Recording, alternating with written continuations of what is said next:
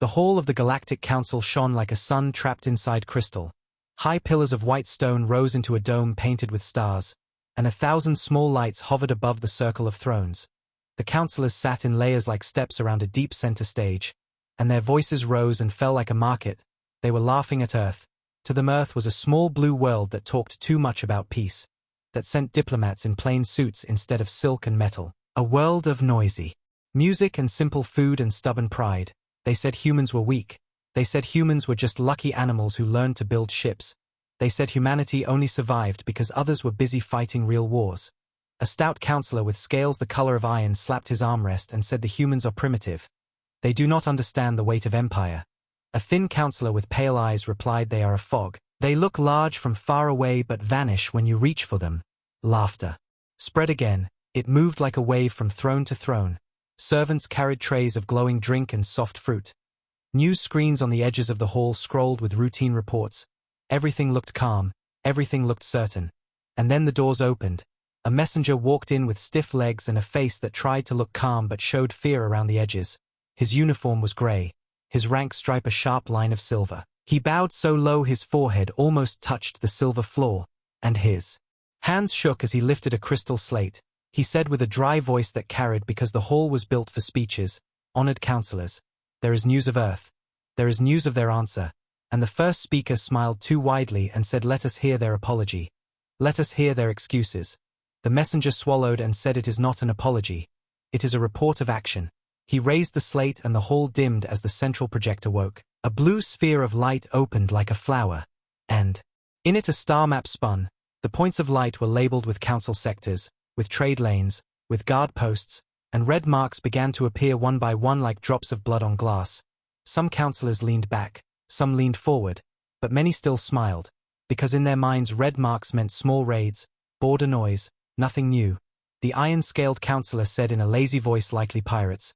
This will be brief," but the messenger's voice did not slow. He said, 3 hours ago a human fleet appeared at Edrax's gate. They did not come through a registered corridor. They did not announce. They did not jam our signals.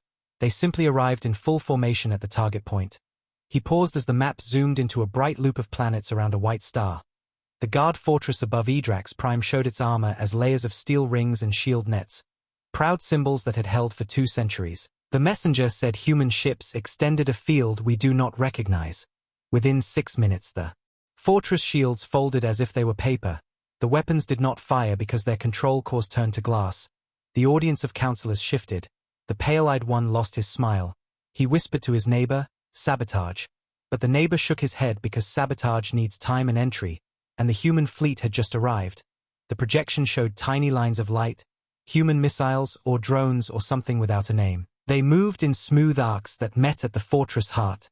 There was no grand explosion, only a quiet dimming as if a star had gone behind a cloud. The fortress lights went out in a ring, and then the fortress drifted, harmless, drifting like a dead whale in a still sea. The messenger said there were no civilian losses. All city shields remain, all orbital traffic remains, only the military shell is gone. The first speaker's fingers tightened on the armrest. The lines of his mouth trembled. He said, "One fortress can fall due to error. What of our armadas?" The messenger drew breath and the map jumped to another star, then another. He said the human fleet split into 5 thrust wings. Each wing moved as if it knew where our reserves would run. Each wing arrived before our admirals could turn. At Varik Passage our 3rd Armada aligned to retreat and fight again. But black cones from the human flagship slid between ships like shadows, and every engine that touched a cone went quiet. Ships drifted. Crews sent panic keys.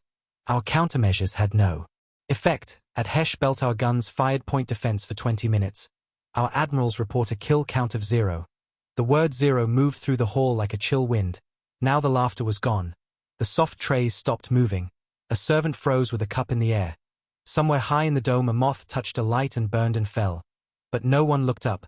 The counselors stared at the blue sphere where their maps had always looked like order. Now they looked like a lesson they had not studied. The first speaker tried to stand. His robe caught under the armrest and he cursed. He said humans do not have this power. Their registries show old hulls covered in fresh paint. Their science delegations begged us for information. The messenger's eyes flicked to him and then away. He said there is one more piece. We captured a human field broadcast meant for anyone watching. It is wideband and open. May I play it? The speaker waved a sharp hand. Play it. Let us hear their lies. The lights dimmed another shade. Static scraped the air. Then a voice came through, calm, close, a voice that could be a teacher in a quiet room. The counselors expected a shout or a boast. But the voice was simple. It said, we asked for peace. You brought war. The attack on our colony killed families who never held a weapon. We will not answer with slaughter. We will remove your ability to strike us. We will remove your arrogance. We will not break your worlds. We will break your pride. The voice did not rise. It did not threaten with heat. It sounded like water cutting stone over time. After a breath the voice added one more line. Stand down, speak truth, or face the rest of our strength. The channel closed. The hall stayed quiet for a long heartbeat. Then the map shifted again as the messenger swept his hand. He said, this is not all. Human ships appear without signatures we can read. Our scouts see a ripple, and then there is a ship where there was empty space. Our best physicists say they are bending not just space but attention. Our senses look past them as if the mind refuses to notice. The iron-scaled counselor shook his head hard as if to throw the idea away. He said, tricks. This is all tricks. The pale-eyed counselor snapped back, then why can we not stop the tricks? Why can we not even name them? A soft voice from the back row, an elder with skin like dry leaves, whispered the word Deathwalder, and several heads turned. Everyone had heard that word in old stories about humans. That they came from a world that trained life to be stubborn. Storms that threw oceans at rocks and rocks that did not break, animals that chased hunters, germs that survived fire, and children who learned to stand again after a fall because the world would not stop pushing them. The first speaker barked, do not use that fable in my hall. We made policy on facts. But his voice did not ring as before. It sounded thinner. It sounded as if the dome were higher than it was and the room wider. The messenger said, there is a final report. The colony they attacked. The one that began this. The humans have sent a name. List of the dead, with ages, with simple notes that read baker, teacher, nurse, aunt, friend. They sent it to our public board so every citizen can read. They did not show bodies. They did not show flames. They only showed names. And with each name they placed the emblem of our council, the ring and star, as if to say we did this. The words fell into the hall like small stones, and each stone made a ripple in the pool of silence. A counselor with wings folded tight against his back said, this is psychological war, and another answered, it is truth. The first speaker sank back into his seat.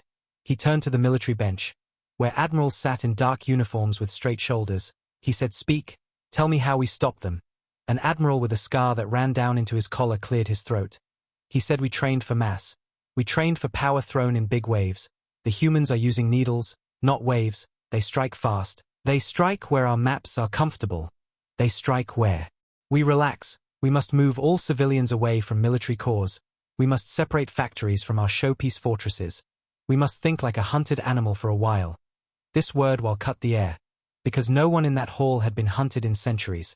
The council had always hunted, always set the rules, always laughed. The elder with skin like leaves lifted a hand. Her ring chimed as it touched the armrest. She said, I warned you when they asked for a seat at this council. I said, do not measure them by their music and their plain clothes. Measure them by the way they sit with grief, and by the way they share food, and by the way they keep records of promises. A young counselor muttered, this is romantic nonsense. And she turned her quiet eyes on him and said, then explain the map. The young counselor looked at the floating red marks and did not answer. A soft tremor ran through the floor, every head turned. But it was only the hall's own heart. The great ventilators changing the air. Still the tremor felt like a warning, felt like a footstep on stone. The messenger said, there is one more latest sighting. A human flagship has appeared at the edge of our home system. They have not crossed the outer cordon. They are sitting still and bright like a lantern on a dock at night. And they have sent 2 lines of text to our beacon. It says, we are here. We wait for the council to speak. The first speaker rubbed his eyes with thumb and first finger. He said, what do they want? And no one answered because the voice had already told them, stand down, speak truth, or face the rest. A low argument began to rise among the benches. Words like ceasefire and trap and parley and pride collided. The sound was like bees behind a wall. The first speaker hit his gavel and the sound struck the dome and came back as a far echo. He said, we will show them we are not afraid. Prepare a message. We will say their attacks are illegal under our charter and we demand they withdraw. The elder said, you will demand from a force that can tear out your teeth without touching your jaw. And the iron-scaled counselor hissed at her. But his hiss did not scare anyone. It sounded small in the high room. The messenger lowered his slate and said with careful words, "There is one detail I did not give. Survivors from our fortresses say the human ships sent drones to pull our wounded from broken hulls and to push drifting life pods towards safe orbit. Our losses are ships and pride, not people." The pale-eyed counselor's mouth opened and closed once. He whispered, "Why spare our crews?" And an admiral answered, "Because they want us to look at ourselves instead of hating them." The first speaker stared at the blue sphere. He stared until the map became only light, until the rings turned to fog in his eyes. He said, "Bring me the treaty logs. Bring me every record of our talks with Earth. Bring me the first insult we gave them and the last." He sounded tired. He sounded older. The hall listened to the new sound of him. The elder said, "We can still choose the shape of the silence that will follow." And the pale-eyed counselor asked, "What silence?" And she said, "The silence that comes when your mouth closes to hear a truth, or the silence that comes when there is no one left to speak." The first speaker's hands relaxed. The tremor in his fingers slowed. He said, "Clear the benches of the shouting. Keep only those who can think, and send a reply." His voice steadied. It carried again. "Send this. Acknowledge the attacks on our colony were a crime. Acknowledge we mocked the injured. Request immediate talks with Earth at the neutral station at Lumen Gate. Guarantee the security of their envoys, and order all our fleets to power down weapons until the talks end." The iron-scaled counselor exploded in anger. He shouted cowardice. He shouted end of the council. But his words floated above the floor like smoke and did not fill the room. And then, like a slow tide washing the bright stone, a deep quiet began. No one called the humans weak, no one laughed. The blue sphere of the map turned gently, red marks glowed like wounds. The elder closed her eyes and let out a breath, and the messenger stood still with his empty hands and watched the powerful learn the feeling of weight.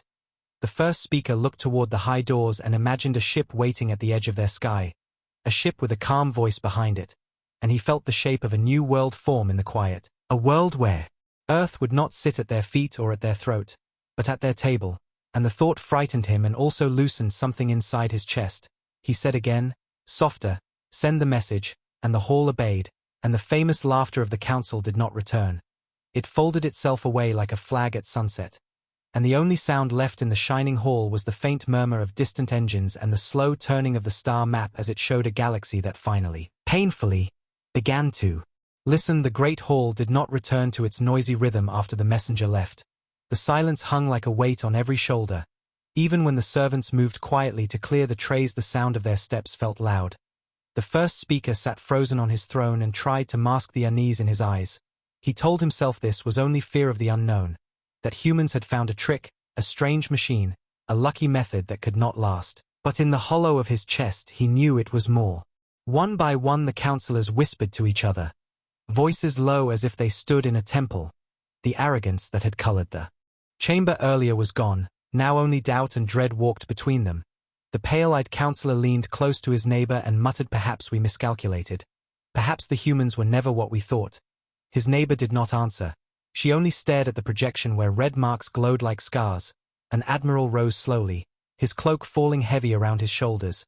He said, "The reports are being confirmed from all directions. This is not rumor. This is not illusion. Our fleets are broken and our strongholds gone. No admiral has a clear plan.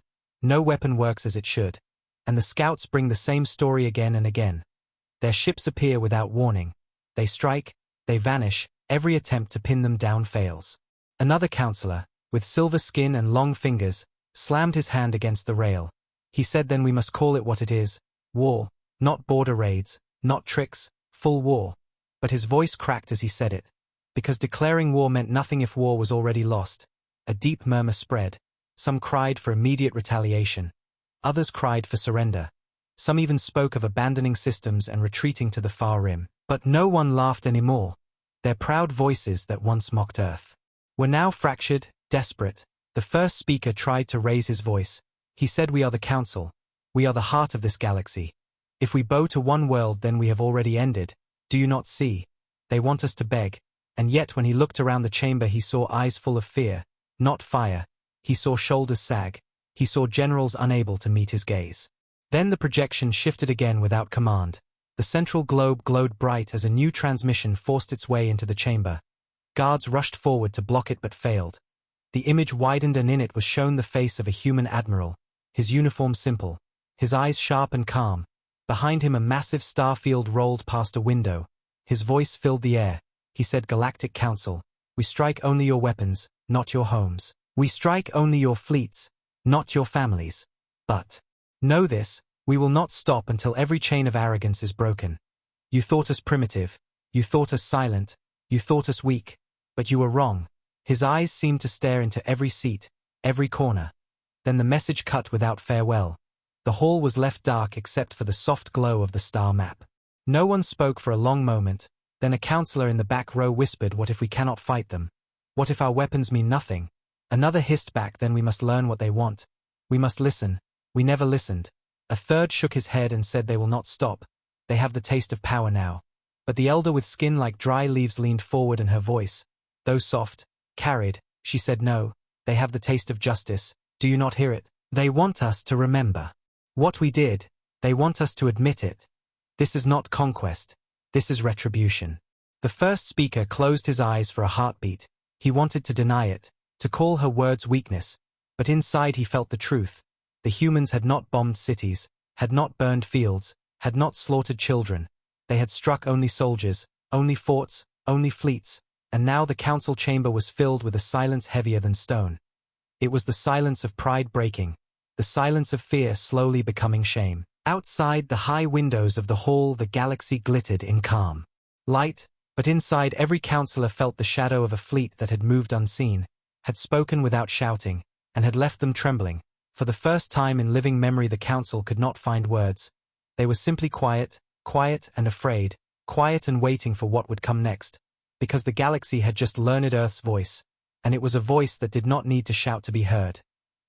The chamber of the council stayed heavy with silence, though outside the windows the stars still burned as if nothing had changed.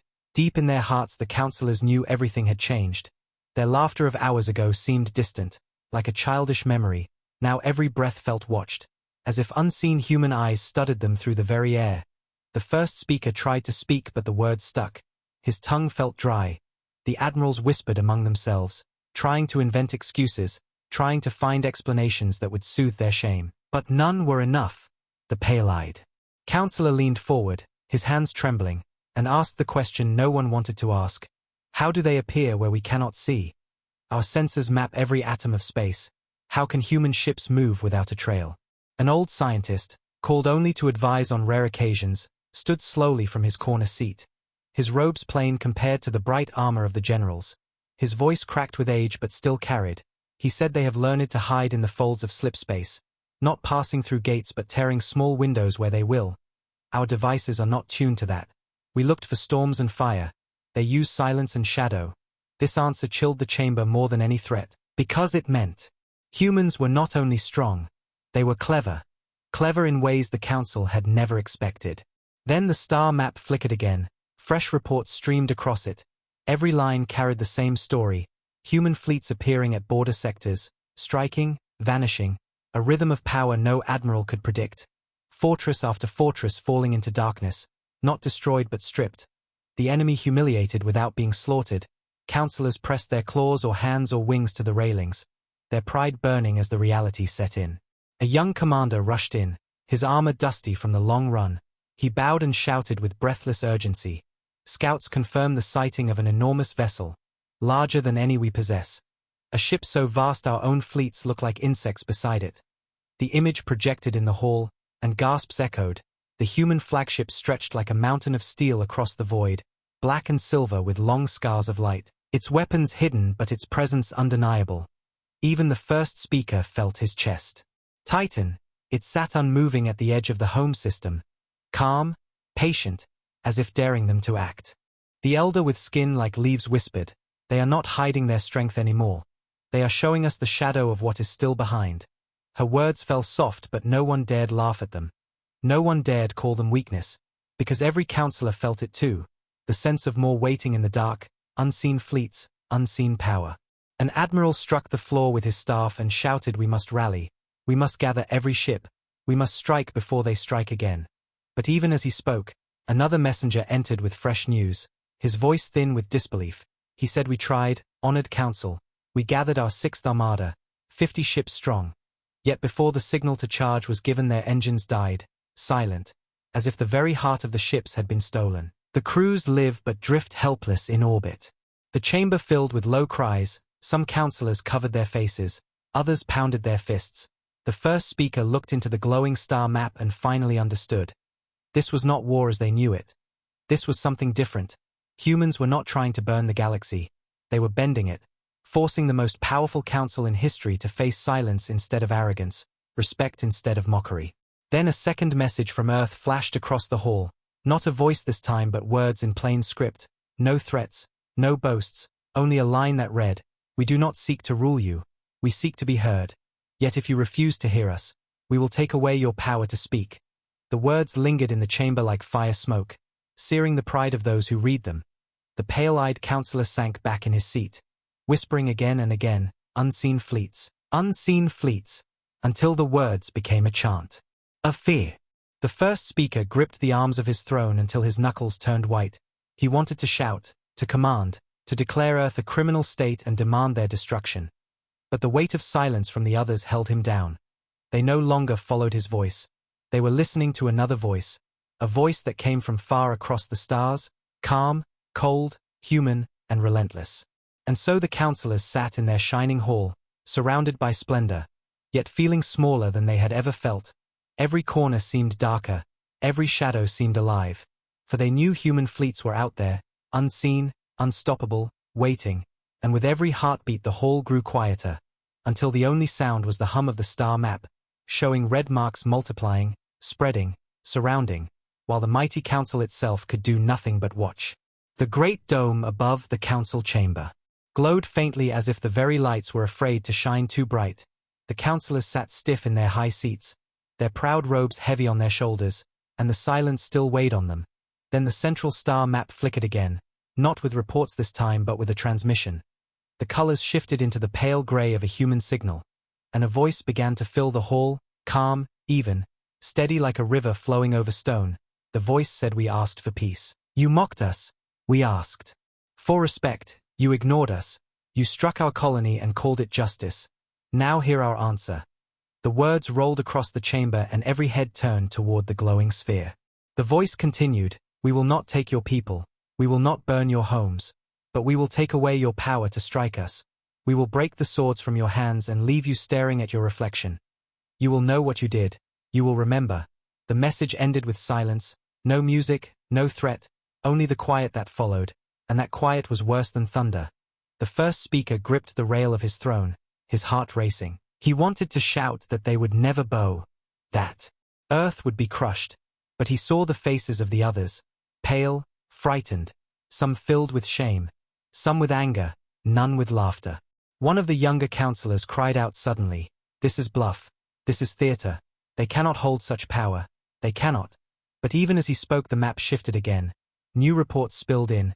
Human fleets appearing at 3 more sectors, disabling weapons, shutting down armadas, and vanishing. Every attempt to fire back failed. Their ships refused to lock targets. Their missiles failed to arm. It was as if the galaxy itself chose to ignore their weapons. The chamber filled with low gasps, hands trembling on railings, wings rustling nervously.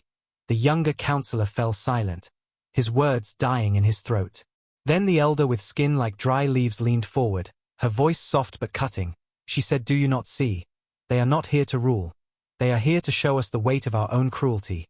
They are holding up a mirror, and every moment we resist we see more of ourselves." The pale-eyed counselor muttered in a hollow voice, "Then what do they want? What must we give?" And the elder answered, "The only thing we never gave them, respect." The first speaker slammed his hand against the throne. Sparks flickered from the ancient wood. He cried, "We are the council. We do not kneel to primitives. We do not kneel to anyone." But even as he spoke a new sound entered the chamber. The deep resonance of approaching engines, distant yet clear. Everyone froze. The sound was not from their own fleets.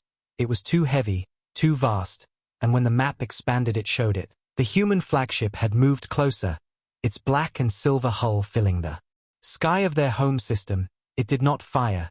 It did not threaten. It only waited, bright and massive, a shadow that blotted out stars. A wave of unease spread through the council. Some whispered of surrender, some whispered of counterattack, but no plan found breath, because no one believed their fleets could win. The human ship sat like a judge outside their door, and the council was the accused. Then another message came, short and simple. Our envoy awaits your word. Meet us at Lumen Gate, or face what remains unseen. The line ended, the hall darkened. The councillors stared at one another, their pride battling with their fear.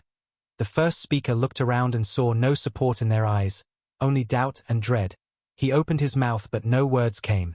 The silence grew heavier, pressing on every chest, pressing on every mind, until at last one of the admirals spoke, his voice rough but steady.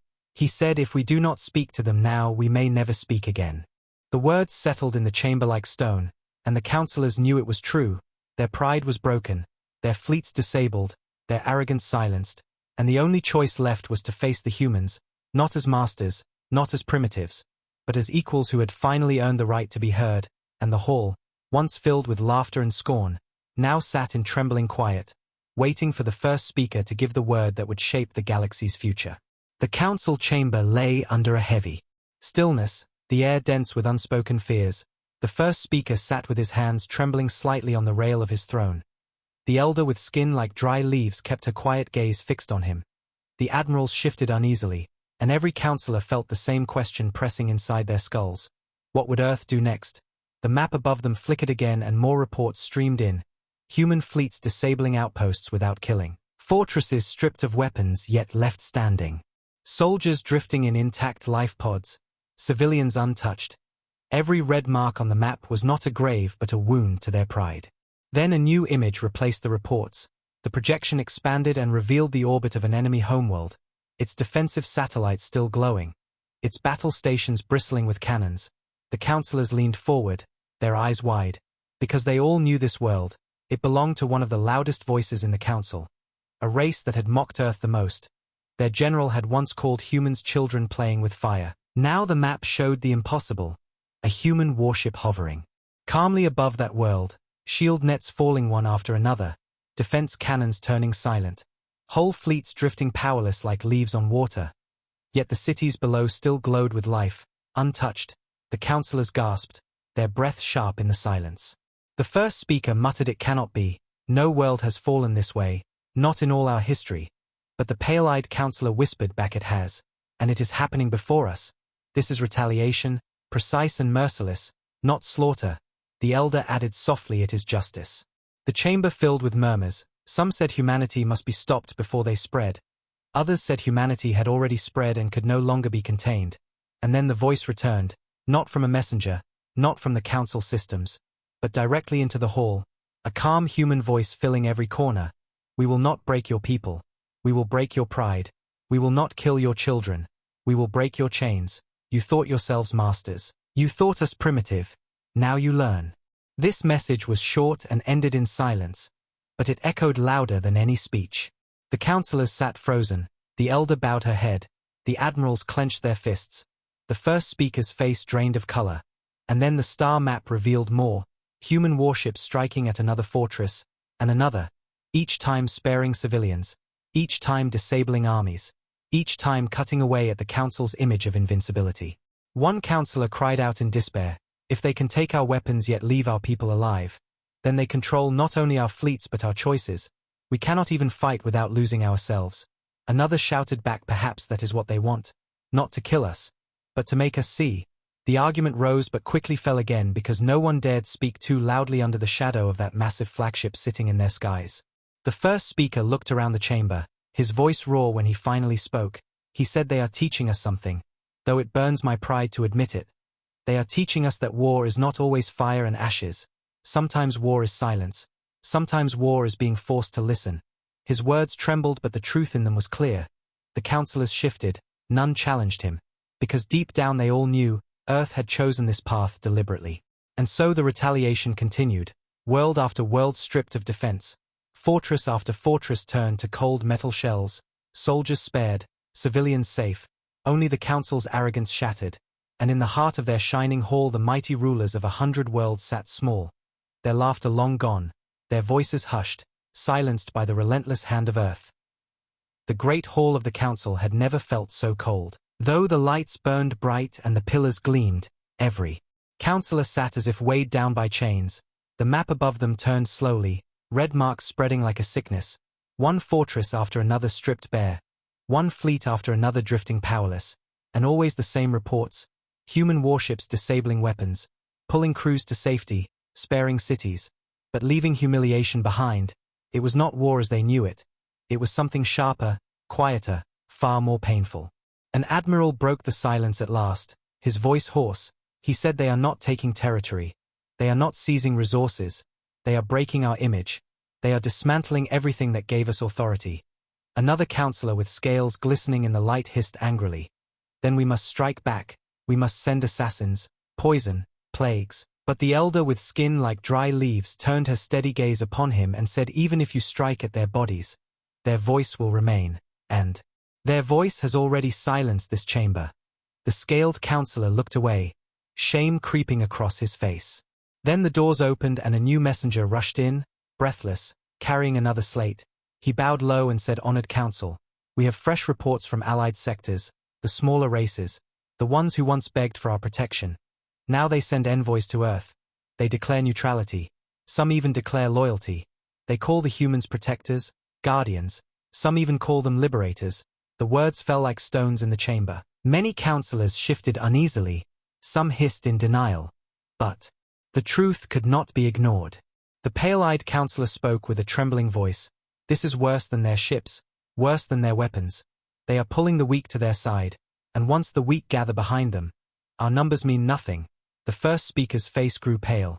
He whispered, "This is the end of our order, not by fire but by silence, not by conquest but by choice."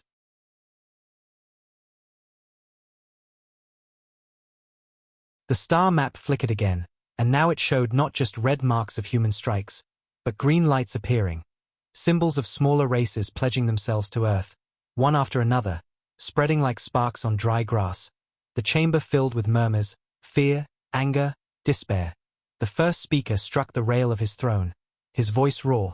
He said, "Do you not see? They are rewriting the galaxy. They are teaching everyone that power lies not in crowns or fleets but in the courage to strike back at arrogance."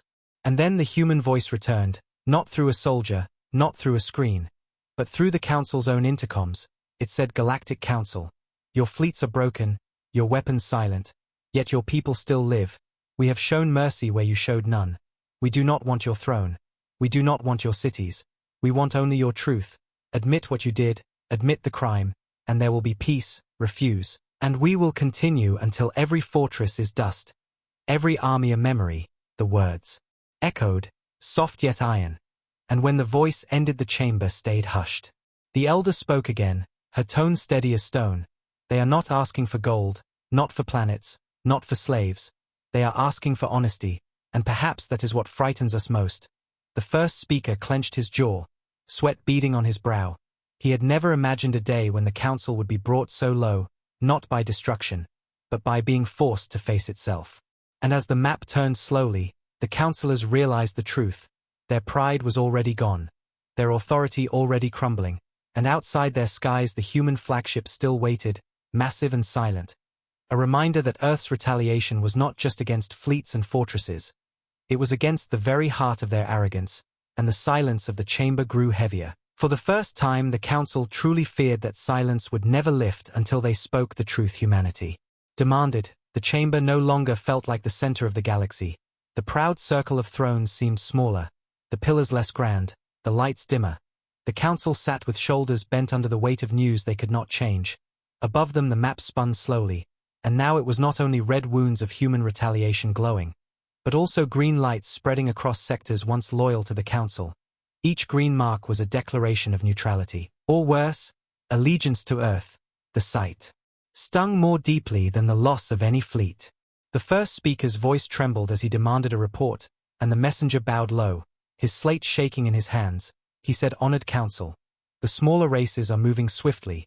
The Valen tribes, once begging for our fleets, now call Earth their shield. The Kalari enclaves have sworn friendship to the humans, and even the long silent Orvers, who trusted no one, now open their ports to Earth's envoys." Each word was another crack in the foundation of the council's power. Some councillors hissed with fury, others sagged in despair. The pale-eyed councillor muttered, "This is how empires die, not in fire but in whispers, in the turning of friends to others. The elder with skin like dry leaves answered softly no. This is how truth spreads. You cannot silence those who have found a protector. The scaled counselor snarled, then we must crush these weaklings before they gather behind Earth. But even as he spoke, the map shifted again. Reports showed human fleets moving in harmony with these smaller races, protecting their convoys, escorting their colonies, without demanding tribute, without raising flags of conquest. An admiral slammed his fist on the rail. He said, this is dangerous, more dangerous than any weapon. They are building loyalty. They are weaving respect, and every day we wait, more stars turn green. His words echoed through the chamber, and for the first time many counselors looked not to the first speaker, but to each other, whispering of fear, whispering of change. Then another message from Earth appeared, written in plain script across the chamber walls. It said, we do not seek to rule, but we will protect those who ask. If you cannot defend them, we will. If you mock them, we will hear them. If you silence them, we will give them voice. The words glowed with calm fire, and the silence that followed was unbearable. The first speaker rose, his face pale, his robe heavy. He shouted, we are the council. We are the law, and yet his voice cracked. No one cheered, no one answered. Even the admirals avoided his eyes. The elder said quietly, law means nothing if it does not protect. And in that moment her words carried more weight than his crown. The chamber split, half of the counselors whispering that they must speak to Earth, that they must bend before they broke, the other half growling for revenge, for schemes of poison and shadow war. But none of their arguments rose above the truth glowing on the star map. Earth had become more than a threat. Earth had become a choice, and many already chose them. And so the mighty council, once the voice of 100 worlds, now argued like frightened children in the shadows of their own hall, while outside in the endless dark, unseen fleets of humans stood guard over new allies, building a galaxy where the council's laughter no longer mattered, and the silence within the hall deepened, for they all knew the balance had already shifted. The chamber of the Galactic Council had become a battlefield without weapons. Words clashed in the air sharper than any blade. One side shouted for war, the other begged for peace. But beneath all the noise lay the same truth. Earth had broken their unity. The star map above spun endlessly, each rotation reminding them of their fading power, red wounds spreading across their sectors, green lights blooming where once their banners flew. The sight was unbearable. The first speaker slammed his staff down, the sound echoing through the hall. Enough, he barked. But his voice no longer carried the same strength. Some counselors turned away, others sneered. The pale-eyed counselor rose, his face pale but his voice steady. He said, we must face it. We are divided. Half of us cling to pride, half to survival. And while we argue, Earth moves forward. The scaled counselor hissed back, survival is surrender. Better to burn than to kneel. His words drew a few nods. But far more counselors shifted uncomfortably, their eyes lowering. An admiral stood, his shoulders heavy with shame. He said, our fleets are powerless, our fortresses stripped, our allies gone. To pretend we can still command the galaxy is madness. The council was built on strength, and that strength is gone. His words cut through the chamber like a blade. Many counselors muttered, some angrily, some in despair. The elder with skin like dry leaves rose slowly, her voice soft but firm. She said, listen to yourselves. Fighting like cornered beasts, yet the humans have given us a choice. They could have destroyed us, but they did not. They want us to speak truth, to end our arrogance. Do you not see? This is the last chance to save the council. Her words sparked an uproar. Some shouted betrayal, others whispered hope.